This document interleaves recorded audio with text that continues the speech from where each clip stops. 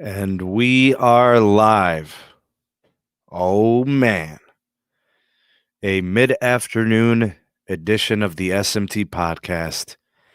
Oh, boy. We're going to ruffle some feathers today. We're going to get some people riled up. I got some hot takes for you. I want to do some quick shout-outs for those that are here for the afternoon edition of the SMT podcast. I just did one last night. Feels like I just woke up and decided to do another one. Sebi, good to see you, bro. Joeseph is here. We got David in the house. Glad you guys can make it. Iceberg is in the house. Info assistant is here. My buddy Francois is here. I agree, Francois. I don't mean to spoil the fun, but I agree. Adam, good to see you as well. Jose, my brother. Ronaldo, good morning from Vegas, man. It's still morning over there. Psh, we've been cooking, dog. What's up, Shan? Don't press the ball. Barry, good to see you, man. That's right, brother. All right, Jose is ready indeed. Absolutely. Chris, good to see you. Obed. T-Mobile has more time to close the gap. Wrong. They don't, actually. They do not have more time to close the gap. That would be incorrect. Jordan, what's going on? Nah, Sebi is not only subscribed, but he is also commented. What's up, Austin? Good to see you, man. Robert, top of the morning to you. Chime, good to see you. Glad you could stop by this afternoon or morning, depending on when you're watching this in the live.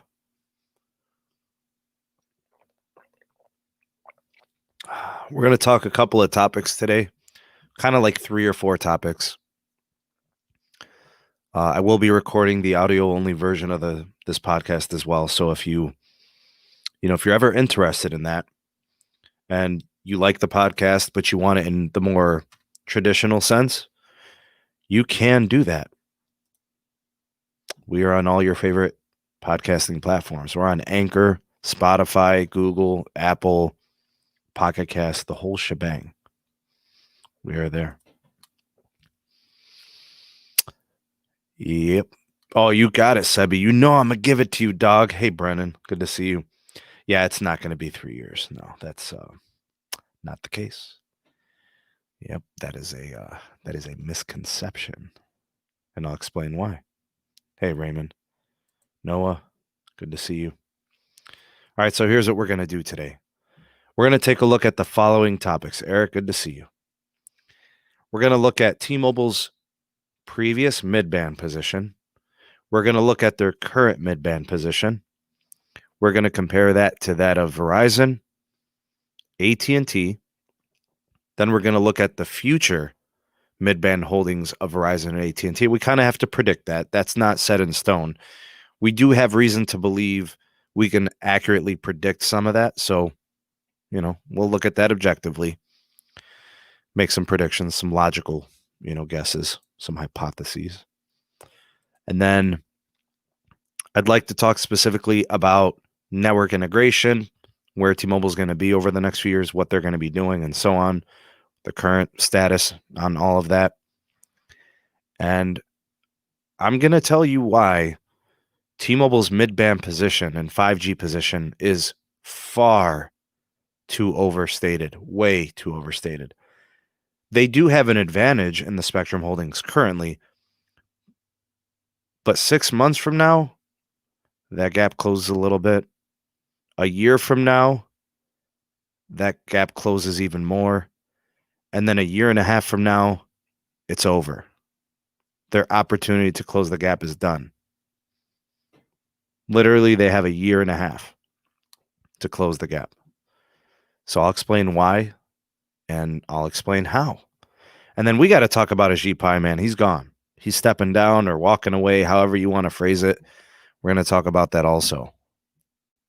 Super excited about this episode. I really hope a lot of people get to watch this or listen to this on the podcast. This is going to be a good one. Very, very good stuff. All right. Story number one in today's podcast. I'm actually going to do a screen share for those of you watching this on the YouTube side. LAE Banks, good to see you. Glad you could be here. Troy as well. Welcome to the show. We're going to take a look, and I'm going to put the story up here on the screen share. And what I want to cover with the first story is the FCC news. Coming out of the FCC, the current chairman, Ajit Pai, I guess is going to be stepping down. The official date of him stepping down is January 20th, 2021, which is, if you think about it, it's just, a month and a half, 2 months away. So this is essentially Ajit Pai's swan song, right? So he's walking away from the situation. This is basically going to affect all telecoms. There's no other way, shape, or form to kind of slice this. The reason why I say this is going to affect all telecoms is because the FCC is the governing body of all things going on with AT&T, Verizon, and any telecom for that matter. Throw in home ISPs, throw in all the TV business. It's all that stuff.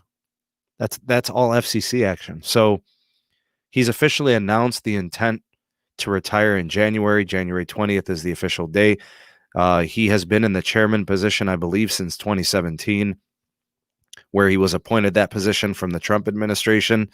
And I think he was actually a part of the FCC officially under the Obama administration, dating all the way back in 2012.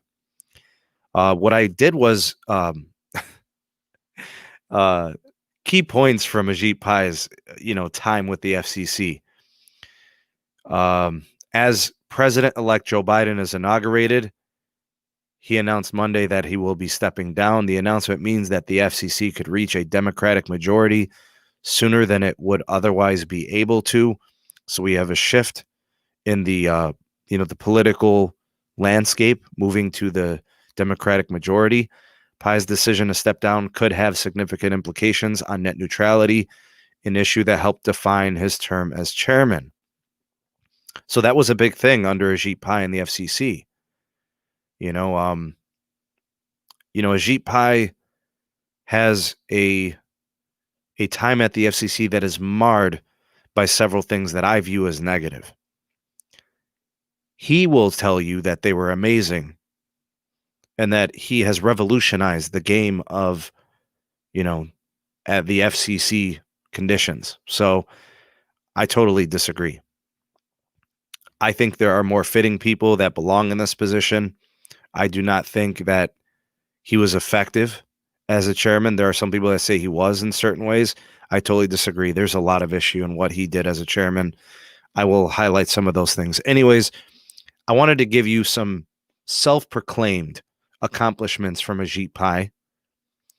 He has taken responsibility for closing the digital divide, promoting innovation and competition, 5G and home broadband acceleration, customer protections, and advances in public safety. I'd like to take each one of those and dissect them. Item number one in his self-proclaimed accomplishments, closing the digital divide. Our country, the greatest country in the world, the United States, has not closed the digital divide. There are entire segments of our country that still do not have, even up to the FCC's definition of broadband, still do not have adequate home internet, which is going to affect young children in their educations now with the current pandemic situation, learning from home, education from home. People that work from home as well rely heavily upon some form of a steady, reliable, fast internet connection, considered to be broadband. They have not closed the digital divide at all. In fact, you can make an argument that based on today's needs, the divide is wider. I 100% disagree with the statement that he closed the digital divide. It is horrible. In fact, you could argue it's worse than it was before, because the gap is increasing in size based on us needing it more than ever. More and more people relying on an internet connection to do their job and to go to school, and the issue has not been addressed properly. he self-proclaimed that they have promoted innovation and competition. We just had a huge merger between T-Mobile and Sprint. That's a consolidation of market share. How do you really slice that as a guaranteed spike in competition? It's too early to call if it is or it isn't, but based on principle, most mergers are not going to create new competition. It might end up working out, but who knows? The jury's out. But in principle, when you consolidate marketplace, it reduces competition. So that's yet to be seen. 5G and home broadband acceleration. You could make an argument that he has done some good things for 5G. I could even come up with a couple of things that he did effectively for that. So I'm not going to argue too much with that one. The home broadband acceleration, I disagree with. I totally disagree with. That is not accurate. Home broadband acceleration, not the case. You don't see the push for fiber. You don't see the push for more fixed wireless from the wireless providers. You don't see the accelerated, up until recently, like the last couple of years. He's been there since 2012 and chair since 2017. Maybe if he would have had more time, maybe he would have did more with 5G and stuff. I don't know for sure. But he really didn't start cooking in 5G until the last 18 months. Maybe the first 18 months he could have did more. I don't know, maybe. But I'm going to give him 5G. We'll give him that. But the home broadband acceleration, I disagree with. And the last one, customer protections and advances in public safety. I don't think the customer protections have really been to what he's saying. I don't think it's to the scale that he claims. A merger is not customer protections. It's not in principle. And the same thing, advances in public safety. Yeah, I mean, I guess if you consider Huawei and ZTE an issue, then yeah, I guess he took care of that. So in my estimation, his self-proclaimed accomplishments as the FCC chair are 100% overstated. But what else would you do if you were the FCC chair? You're going to toot your own horn. I did this. I did that. I'm the best thing ever. I have saved the world from tyranny and all the evils of the world. Acting like some kind of superhero, man. Get out of here with that nonsense. He protected ISPs. You know, he did not really enforce punishable offenses for companies doing things that are unlawful, illegal, or just, unethical. I don't think he's done enough in my personal opinion. That's just my take. Looking at this next piece, he was quoted as saying, networks are now faster, stronger, more widely deployed than ever before. They should be. As time goes on, more tower sites are built by all carriers. More home ISPs are deploying more fiber. They didn't do anything special under him. They were just doing what the companies needed to do to make more money and to serve more customers. Every claim, for the most part, by Ajit Pai and all this as their accomplishments are exaggerated and embellished. He did not do as good of a job as he's letting on. If anything, it's at least 50-50. Part good, part bad. At least. You can make an argument that he was overly exaggerating all these claims. And for the most part, it was more bad. You could probably spin that way. I mean, you got people stuck with DSL. You got people that can't do Zoom calls, right? Can't do their mobile learning and all this other stuff. I don't know what he's talking about. Anyways, here are some of the highlights from his term. 5 total spectrum auctions, 2 rural broadband reverse auctions, over 1,200 megahertz of midband spectrum for unlicensed use have been released to the public, 25 orders for modernization, national security threat remediation. I think he's referring to ZT and Huawei, the infrastructure for like rural American telecom and regional carriers. This one is the best. This one is incredible. Listen to this quote. We were the most transparent FCC in history. End quote. Oh my goodness. Okay. What's the difference if somebody robs 20 people or if somebody robs 15 people? What's the difference? The scale? The person who robbed the 20 people is worse because the other person only robbed 15. So the person who robbed 15 is a better person? No. Ajit Pai and the FCC as a whole, because it's being led by Ajit Pai, were sneaky. We just saw Ajit Pai get exposed. The whole situation with Dish, he literally did nothing to keep Dish from hoarding spectrum for the better part of the last decade. They haven't deployed anything. They have not even accomplished a single wireless achievement in the last decade. Charlie Ergen is literally sitting on that spectrum. There's midband and low band that the consumer space sorely needs. That could have gone to Verizon, AT&T, or T-Mobile. That could have gone to home ISPs to build out private networks and regional networks. But no. Charlie Ergen, because of no enforcement of laws and consumer protections, is just doing whatever he wants. Oh, Zachary, Wheeler was trash. But that's my point. What does it matter if you rob 20 or 15 people? You're still robbing people. That's my analogy for today. You get what I'm saying, Zachary? I'm not protecting Wheeler. Wheeler was worse, but it doesn't make it any better, is what I'm saying. Nobody's perfect.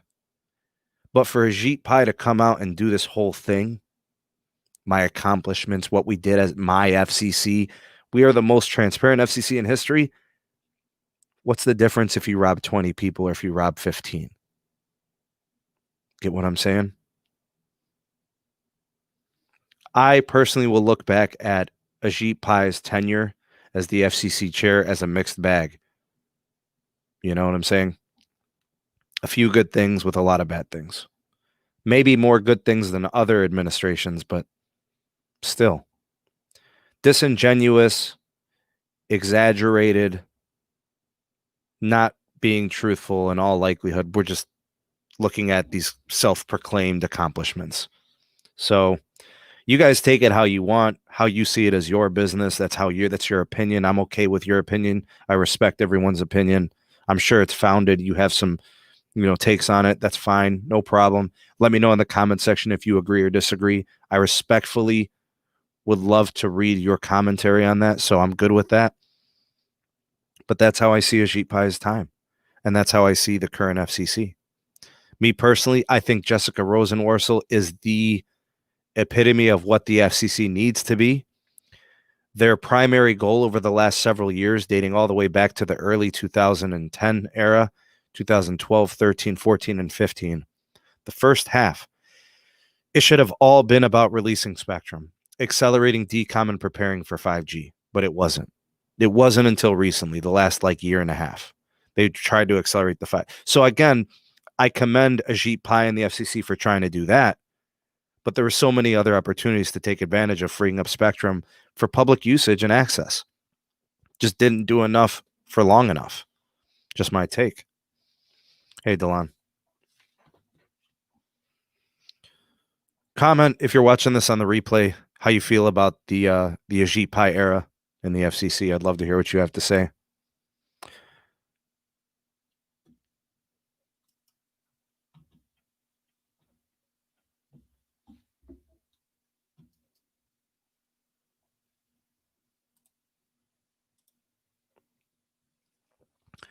All right, the next thing we're going to do, we're going to take a look at the current C-band situation and CBRS situation. This is essentially like a mid-band topic, all right? This is going to be crucial for the future of 5G. And the reason I say that is because this is going to be a situation to monitor as consumer wireless is built out for 5G.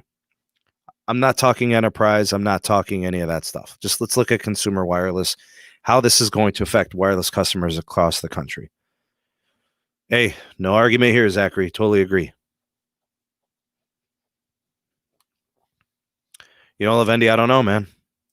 I don't know. How many pro wireless moves would have never happened? I don't know, man. I mean, you might be right. I don't know. All that would be speculative, so I can't argue with you there.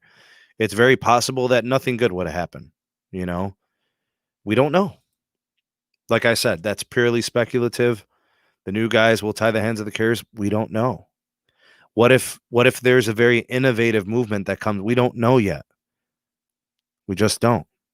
I'm not, net neutrality and that whole thing.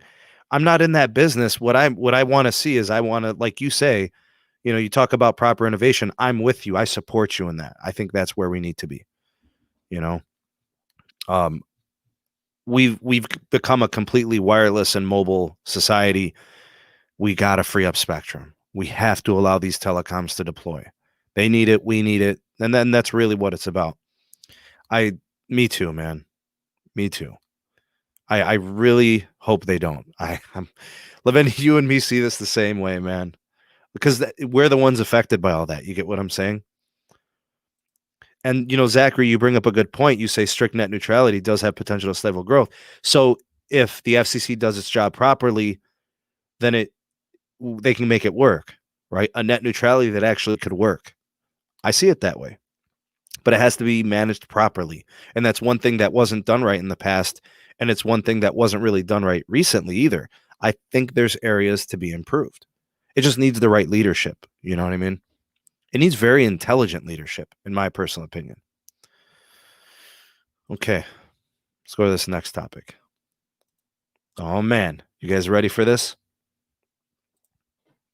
Topic number 2. This one is going to be a good one. This one is about midband and 5G wireless. So we're talking about T-Mobile, Verizon, and AT&T. So this is a big part of what we do here on the channel. And it's one of those things I really do emphasize.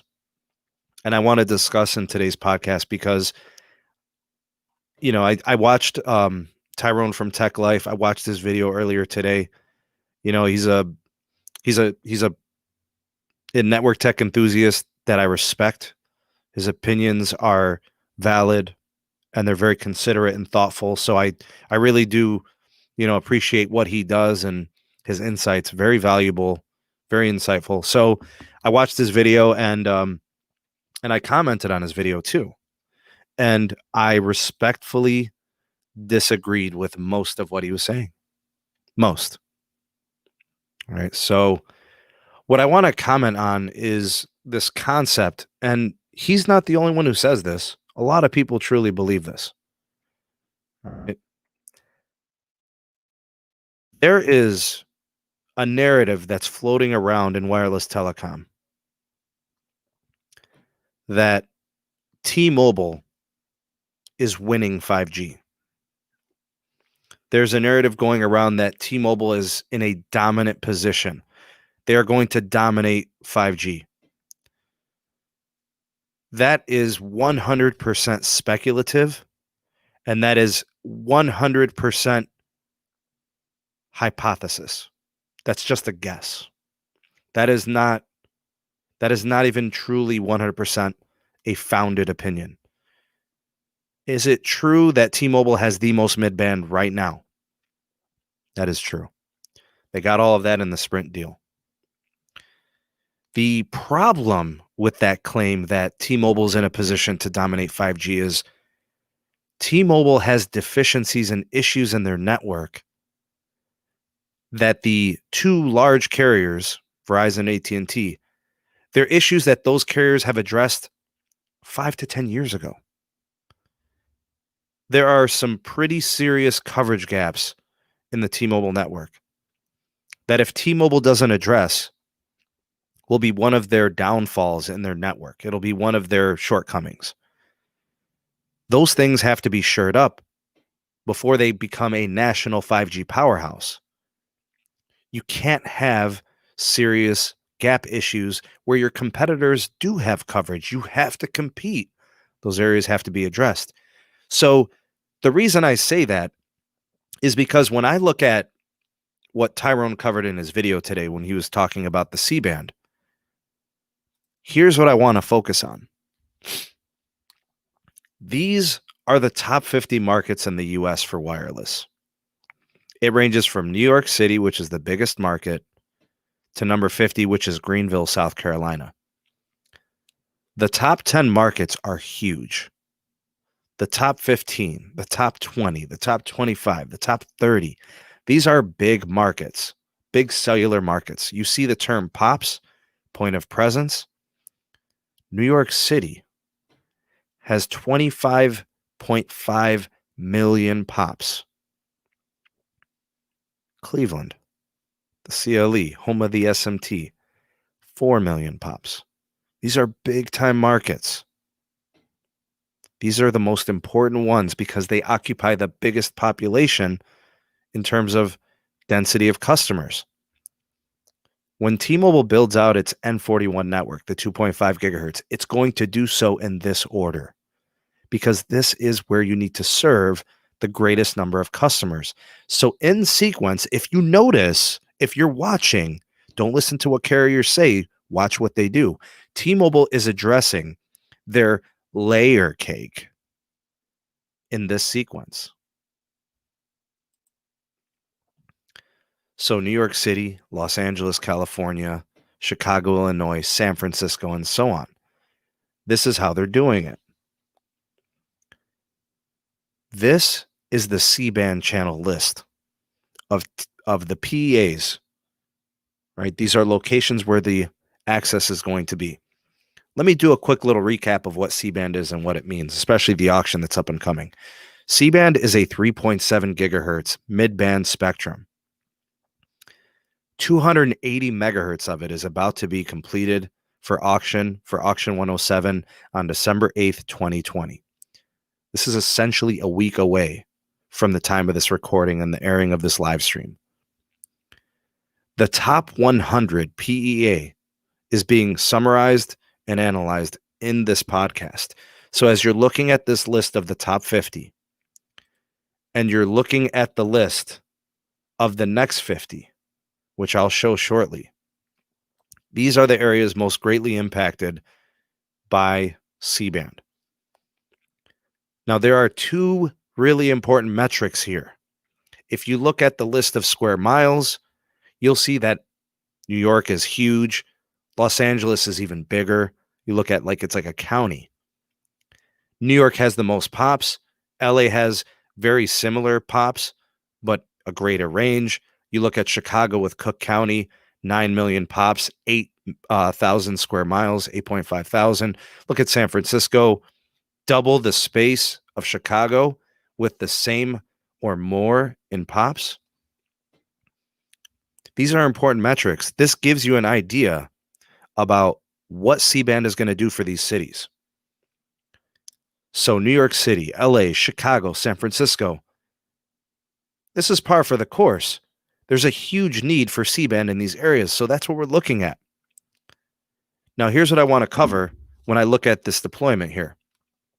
If there are green boxes that you guys can see on the screen, A1, A2, A3, A4, A5, if you look at all of these 50 cities,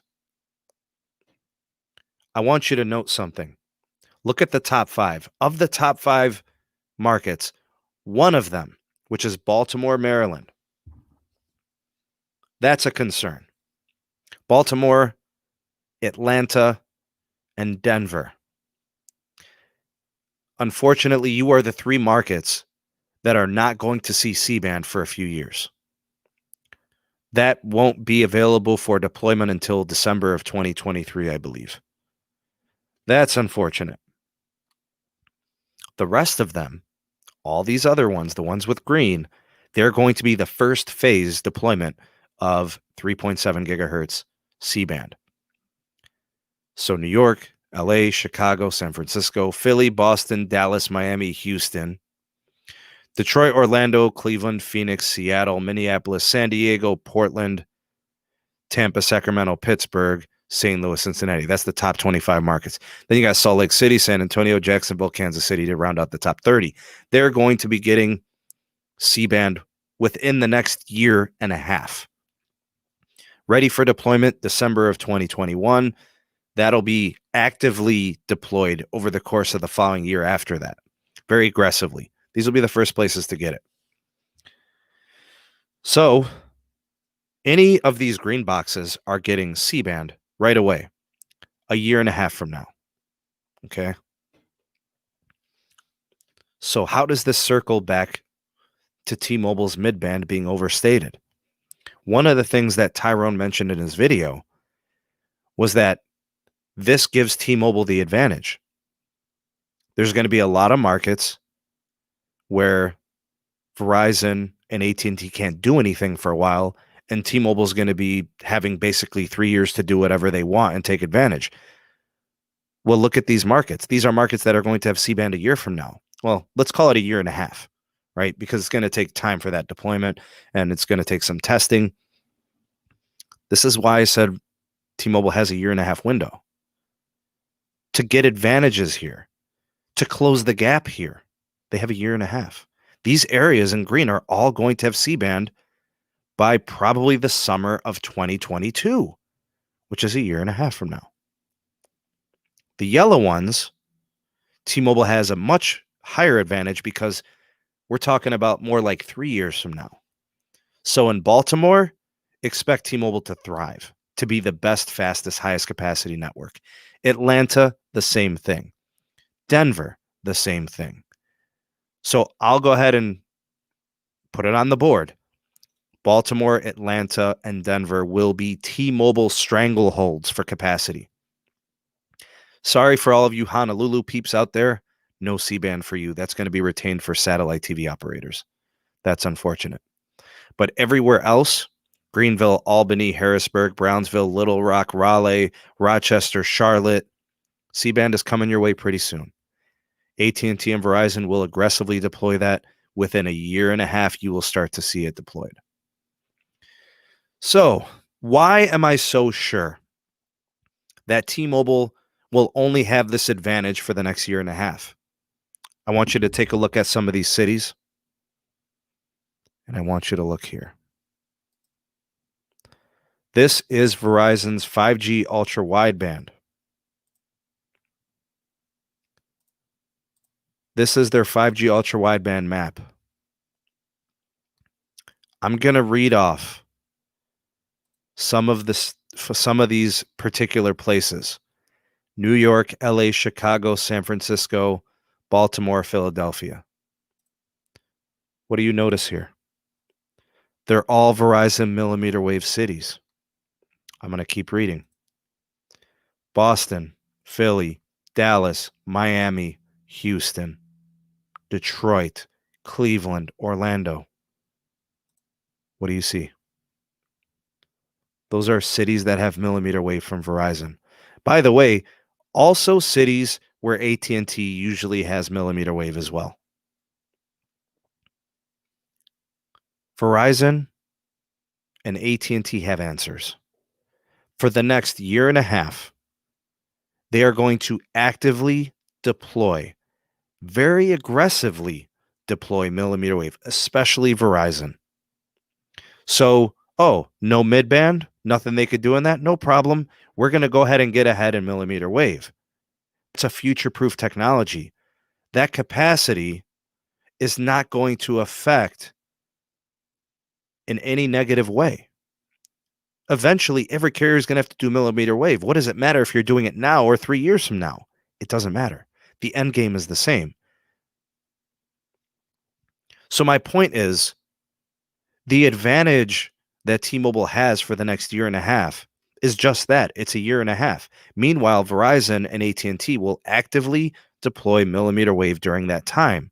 And when the midband becomes available, they will then do that as well. Verizon is going to create tons of capacity in places where they can roll out millimeter wave. And they're not satisfied in the markets they have. They're going to add more markets. And then they're also accelerating the build in each of those markets. I've already done a video covering what Verizon is doing with millimeter wave in the CLE. They're putting it everywhere they can. Wherever cities and municipalities and little towns allow them to, they're putting them everywhere. They're forcing the issue and they're future-proofing their network. They're not going to lose. And they're not going to fall behind. Look at these top 30, 40, and 50 markets. Verizon has millimeter wave in like 90% of these. Verizon has 60 markets with millimeter wave, most of them in this top 25. Vegas, Cleveland, San Diego. It's obvious.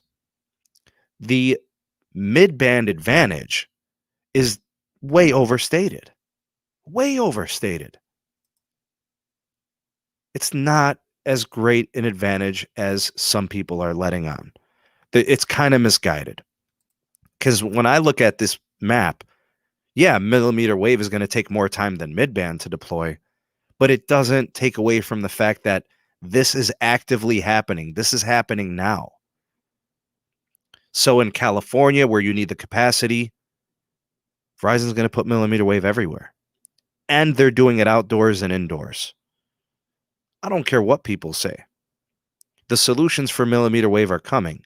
Beamforming, repeaters, indoor systems. It's a thing. Regardless of how you feel about millimeter wave, does not matter because the carriers feel strongly about it. T-Mobile will eventually do millimeter wave. It's just going to take time. Their emphasis right now is midband. They've got low band issues. They've got coverage issues. 2 or 3 years from now, could you imagine where millimeter wave is going to be? Millimeter wave is going to be used indoors, outdoors. It's going to be used as backhaul with IAB all over the country, even in rural America. Air gig is going to become a situation where AT&T is going to force the issue and put that stuff everywhere. Millimeter wave is going to be a game changer. Whether you do it now or 3 years from now does not matter. The end game is the same. Now, I want to take this one step further. The advantage that T-Mobile has in midband. Let me tell you another reason why it's overstated.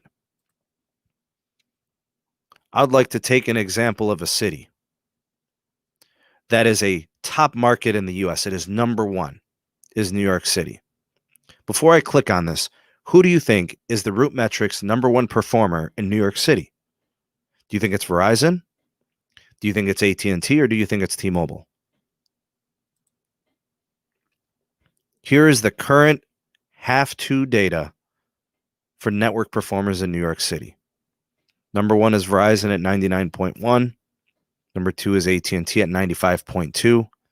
Number three is T-Mobile at 94. That's the overall score. Here's network reliability. It's Verizon and then everywhere else. Network accessibility. It's Verizon and then everybody else. Network speed. Verizon. Everybody else. It's all Verizon. So let's take the example of Verizon dominating New York City, okay? What is it about Verizon that makes them so successful on root metrics in New York City? It's tower density. They have sites everywhere. No network has more tower sites. Do you just expect those tower sites to not be good? This is second half 2020, Sebi. This is not 2019. Right here. Second half 2020. This is just the current data, right? This could look a little bit different by the end of the year. Sebi, what you mean there hasn't been a 2020 test? It says right here, second half 2020, right? Oh, this is 2019? I don't know. It says second. Oh, okay. Okay, so that's all the data we have from New York City. Okay, maybe do we have it? Oh, they have some testing. This is from September 2020. Miles-driven methodology. Wait, so why? So this is all we got for New York. We got the 2019 stats. I don't know. It says second half right here. This is the current data, Sebi. This is something totally different. This will take you to a different time frame, different data set. This is currently. This is second half 2020 right here. So this is what we got. Yeah, I mean, I'll look at 2019 though. All right. So anyways, my point is this. Who's playing catch up in New York City? T-Mobile's playing catch up. AT&T's playing catch up. In network reliability, network accessibility, Verizon's leading the way. So here's what I'm trying to tell you guys. If Verizon is number one, and it's by a pretty good margin, This is a 99.1 rating. T-Mobile's got a 94. That means T-Mobile's playing from behind. So what does that tell them moving forward? They have to close the gap, which is what the next 16 months is going to be about. T-Mobile using their spectrum advantage to deploy midband to the point where they close the gap and they put themselves right at Verizon level and then try to surpass them. So when I look at, a video like what Tyrone did earlier with this whole like C-band thing, the midband advantage is overstated. T-Mobile's still behind. So T-Mobile's got work to do. They've got to do the work that Verizon has already done. And here's their chance. That 16-month window to close the gap and then try to get ahead of Verizon, because once Verizon gets a hold of C-band and once they deploy CBRS, their opportunity is done. It's closed. They don't spend like Verizon does. So their advantage lies in the next 16 months. All right. Here's my point. Here's the Verizon holdings. Before the T-Mobile Sprint merger, here's the T-Mobile holdings. Verizon and T-Mobile have essentially the same spectrum holdings. Thank you for the super chat, Magenta Speed Testing. I appreciate you very much. If Verizon and T-Mobile have the same spectrum holdings pre-merger, and Verizon has a far superior network to the old T-Mobile, that tells you how much more tower site density deficiencies T-Mobile has. They have the same holdings, sub 6 gigahertz before the merger. And I'm here to tell you something. Gene, thank you for the super chat, buddy. I appreciate you. When I look at these markets, and I look at this spectrum holding, and I look at the national coverage, Verizon is so far ahead from T-Mobile as it currently stands. The only thing that T-Mobile can actually do, and what should be their focus, is to try to get ahead in all of these markets over the next year and a half. I want to take this one step further. This is my take. Markets 51 through 100 can be all T-Mobiles, because these are markets where Verizon and AT&T can't do anything for 3 years. All they can do is add capacity and tower upgrades. They can't add new spectrum. They can deploy more carriers, they could upgrade backhaul, but they can't do what T-Mobile can do, which is add 80 megahertz of spectrum that wasn't there previously, or 100 or 120, however they decide to deploy the market by market network upgrades with N41. My point is, and I keep driving this home, the T-Mobile midband advantage is overstated. In the top 50 markets, Verizon is aggressively deploying millimeter wave, indoors and outdoors. In the top 50 markets, Verizon is already winning and ahead in all these markets. AT&T's ahead of Verizon in all these markets. I mean, here's Atlanta.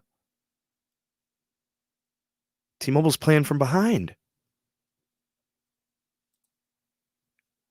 Let's pick another one. Raleigh, North Carolina is a top 50 market. T-Mobile's playing from behind. T-Mobile's playing from behind in every one of these markets.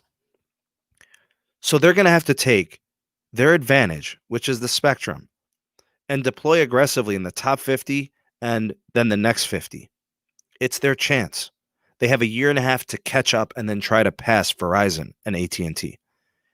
But they're not just going to let them pass. Verizon is aggressively deploying millimeter wave. They're going to do whatever they can to increase their capacity.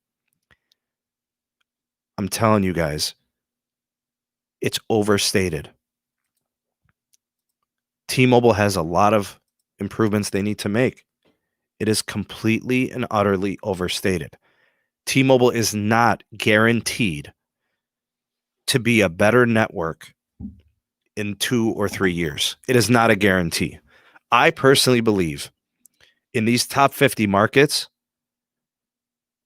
I would say that T-Mobile might be the best carrier in half of these. I'll say maybe 30 of those top 50. They might. I don't know. Worst case scenario, I think they've got 10 of these top 50 markets where they'll be the best. I think Baltimore is a guarantee for them. I think Atlanta is a guarantee for them. And I think Denver is a guarantee. T-Mobile is going to be the fastest carrier in those places within the next year, and they'll be the best for the next 2 years. Tana, I appreciate the super chat, brother. Thank you so much, man. You're always so kind and generous, bro. I appreciate you, and thank you for supporting the SMT. Yeah, that's right, brother. Thank you so much, man. Good dude, bro. Big shout out to Tana So Lit. Check him out on the YouTube side. Follow him on Twitter. That is my brother, Tana So Lit. Chosenbeats.club. If you're looking for instrumentals, some background music for your videos, if you're a creator, he is the one. The homie, Tana So Lit. Telling you guys. Worst case scenario, T-Mobile becomes the fastest carrier in 10 of these 50 markets. Best case scenario, I think they become the best carrier in 30 or so of these markets. It's all depends on their spending. Their CapEx cannot be $9 billion. Their CapEx cannot be $12 billion. It must be 15, 16, 18. It's got to be up there. Then they can compete in that space. Get what I'm saying? Now, here's where I said I think T-Mobile is going to crush it. These markets 51 through 100, essentially, T-Mobile's got the advantage there for like 3 years, 3.5 years. I think T-Mobile's going to kill these markets. Louisville, or I believe they call it Louisville, Toledo, South Bend, Indiana, Eugene, Oregon, El Paso, Texas, Albuquerque, New Mexico, Greensboro, North Carolina, Saginaw, Michigan, Baton Rouge, Mobile, Alabama, Pensacola, Florida. They are going to absolutely kill these markets because they've got 3 years to do it. And I truly believe it's going to take 3 to 4 years for them to finish the N41 deployment. In my opinion, these are going to be T-Mobile dominated. Of these 50 markets, I expect 40 or more of them to be dominated by T-Mobile in the next 3 to 4 years. This will be all T-Mobile country, all these cities. We will see AT&T and Verizon playing from behind in these places, which is great.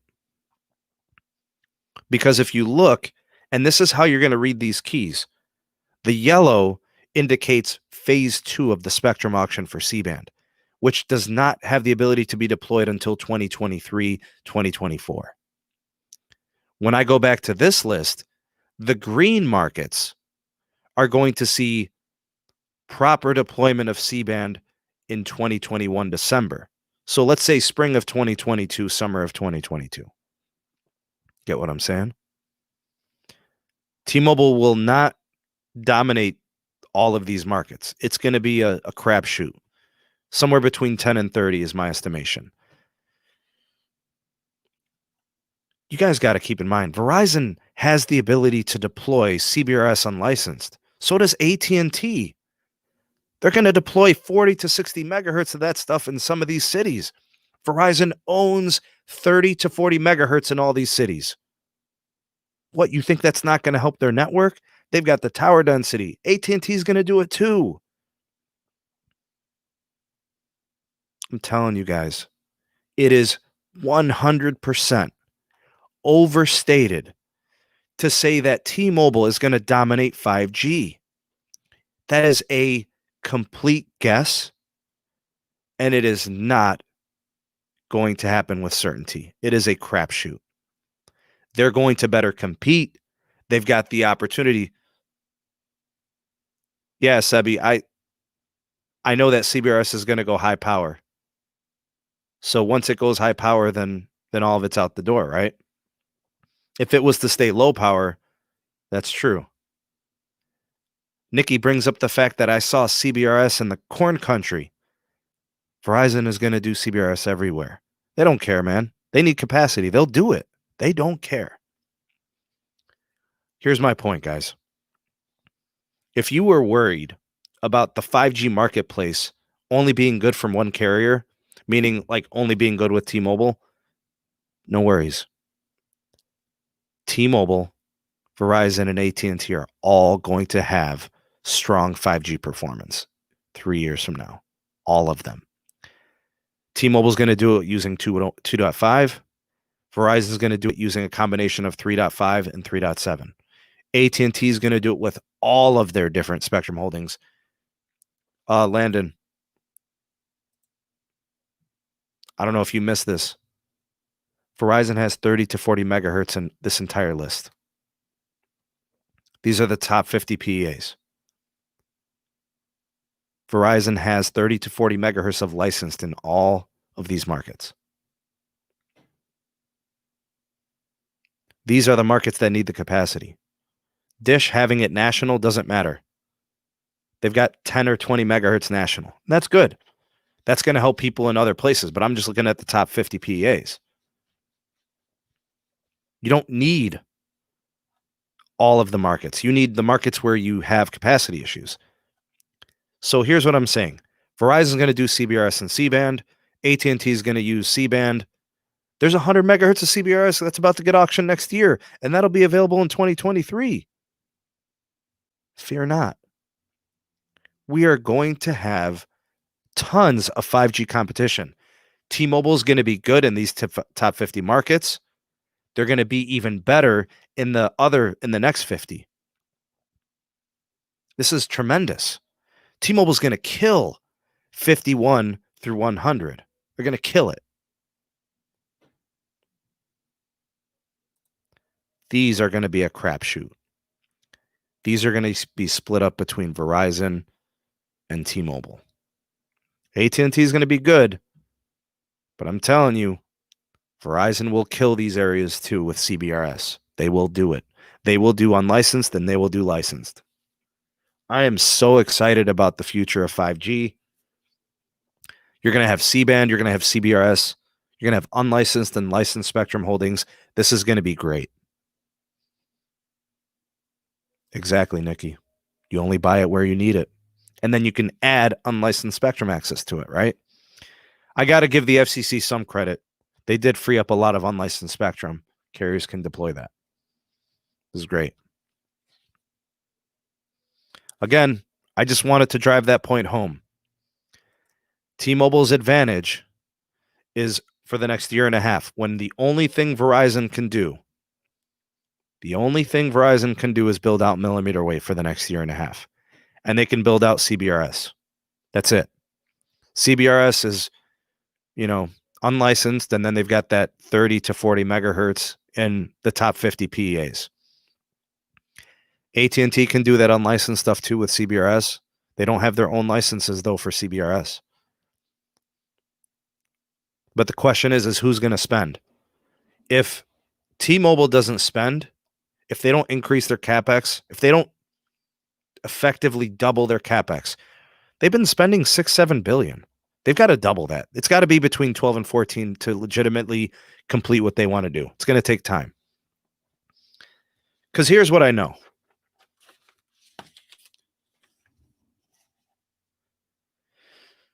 C-band phase 1, in terms of what's going to be available, has 100 megahertz. The expectation is that Verizon gets somewhere between 60 and 80 of it. AT&T will get the rest. That helps Verizon close the gap in midband. Verizon and AT&T are way ahead in tower density. Current performance metrics state that Verizon and AT&T are way ahead of T-Mobile.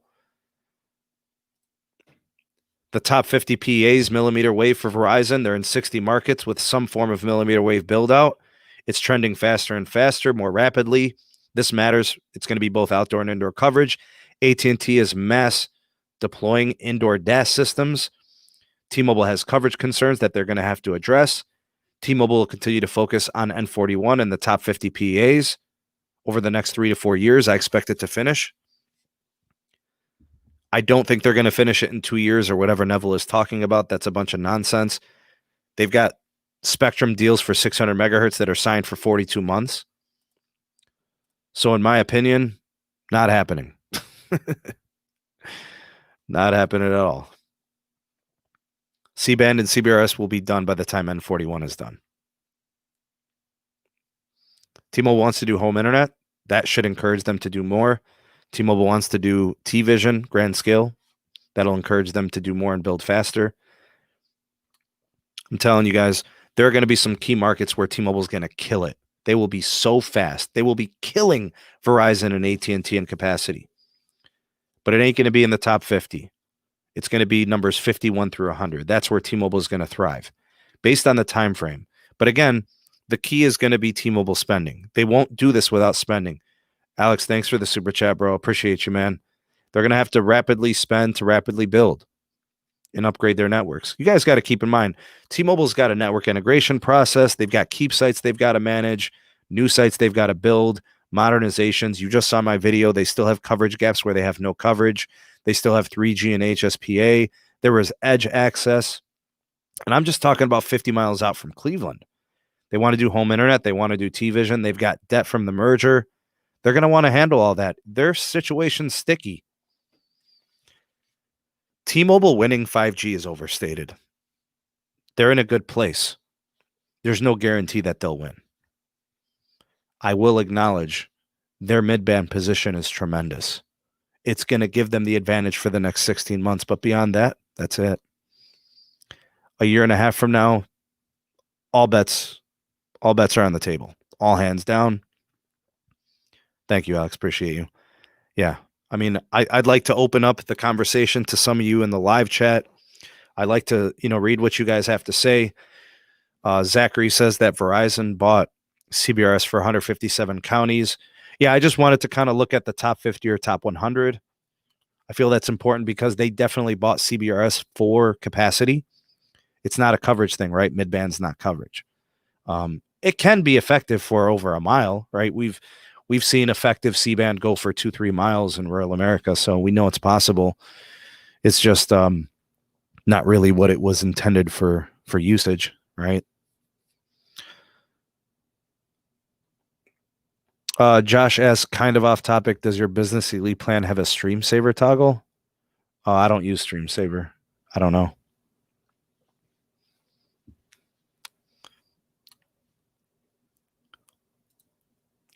Zachary asks, since AT&T skipped CBRS, you think they'll go harder on C-band? Yeah.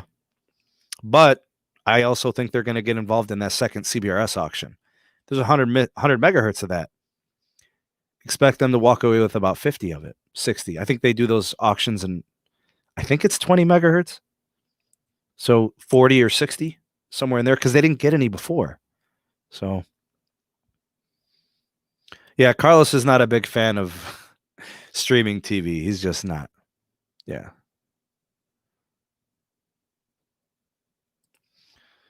Mike comments, I'm using Metro by T-Mobile in the Fort Stewart area in Georgia. It's horrible. I don't get 5 megabits per second. Mike, I would advise maybe you got to upgrade. If it's that slow, you might have to get off Metro. You might have to go to a T-Mobile postpaid. Sebi, my friend, Sneed, what do you think in terms of having 50 or 100 markets with N41? Later they start to do tower. I really like to see them do them both at the same time, Sebi. That need for N71 is so crucial.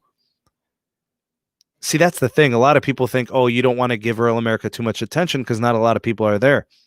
But truckers drive through there. And people drive through those areas too to go from one place to another. I really hope they can do both at the same time. Ideally, simultaneously, you build out N41 in the top markets, simultaneously building out N71 in rural America. You got to take care of the coverage issues.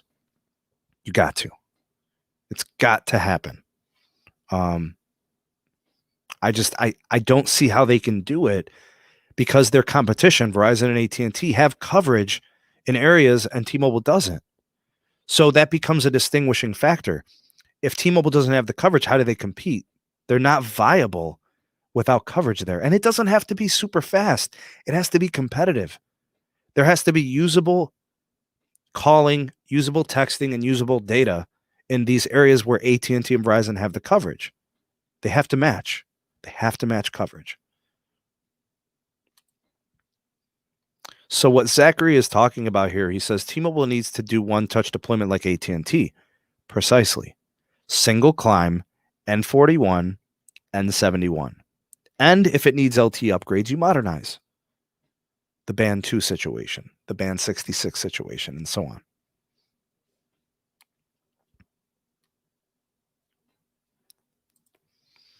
Moose says, even if on Ookla speed test, T-Mobile will be number one in most market, it means nothing as they still throttle video and the quality of experience isn't the same compared to AT&T and Verizon. That's true. That's a topic that probably is deserving of its own FaceTime on a separate show. I agree that video throttle is a problem. It needs market correction, in my opinion, but the capacity has to be there. It also has to be addressed on the network side in terms of the network core. So that'll have to change. We'll have to fix some stuff. So yeah. So I just want to finalize everything with this thing. This one takeaway message. All right. The T-Mobile advantage is still 1 year to 18 months, 16 months, 14 months. It's just not beyond that. CBRS is on deck. C-band is on deck for the first, 50 markets. And then it's on deck the following year and a half, with the next 50. It's just not the case. T-Mobile's mid-band advantage is legit 16 months in the first 50 markets, and then it's 3 years in the next 50. So all I'm trying to say, and the point I'm trying to drive home, is when somebody tells you or some analyst predicts that T-Mobile's is the leader in 5G, it's just not a guarantee. It's just not. And there's no indication based on precedents, because T-Mobile's only been spending like $4 to $6 billion annually. There's no guarantee that they're going to do it. We haven't seen them spend more than $6 to $7 billion in a year. If we see them spend 14 and 15 billion, I think we have a legit reason to believe it. If T-Mobile spends $16 billion in 2021, we got a winner. T-Mobile is a winner. If they don't spend that money, if they can't find a way to make it work, if they can't get the financial backing of Deutsche Telekom, if they can't close out the Shentel deal, if they don't get Swiftel, if they don't build out the sites in rural areas where they don't have coverage, they're in trouble. Because Verizon and AT&T have the edge in those places. And they still have the edge in the current metrics on root metrics and the data. They have work to do. I'm rooting for them. I want to see them do big things. I'm encouraged by what they have. Let's see what they spend. Let's see how they do in 2021. 2021 will be a turning point for T-Mobile. That is their year. Hashtag T-Mobile 2021. That is their year. Thank you all for listening. Thank you all for watching. I appreciate the support. If you liked this live stream, you enjoyed the podcast, please give it a like and a share. If you were listening on the podcast, thank you for your continued support. You guys are awesome. I really do enjoy doing these shows, and I'm glad you guys were here to tune in. Thank you guys so much for that. I'm excited. Super, super excited. If you're watching this on replay, hashtag replay crew, let me know what you guys think of my take. If you disagree or agree, it's cool. Let me know why. I enjoy the discourse. I enjoy the conversation. Thank you guys for watching. Again, give this video a like and a share, all your socials. Subscribe if you're new. Activate the bell notification icon so you never miss an upload from the SMT. And thank you for supporting. Thank you to all the patrons. Thank you all for my moderators. You guys are the best. Thank you so much. Bye to Ajit Pai. Peace. Bye, Felicia. T-Mobile's network advantage. They have a year and a half to get it done, to close that network gap and get ahead. In some markets, it's about 3 years. So we're excited to see what they do. Anyways, we're out of this piece. You guys take it easy. We'll see you on the next show. Thank you for watching. We'll catch you on the next one. Peace.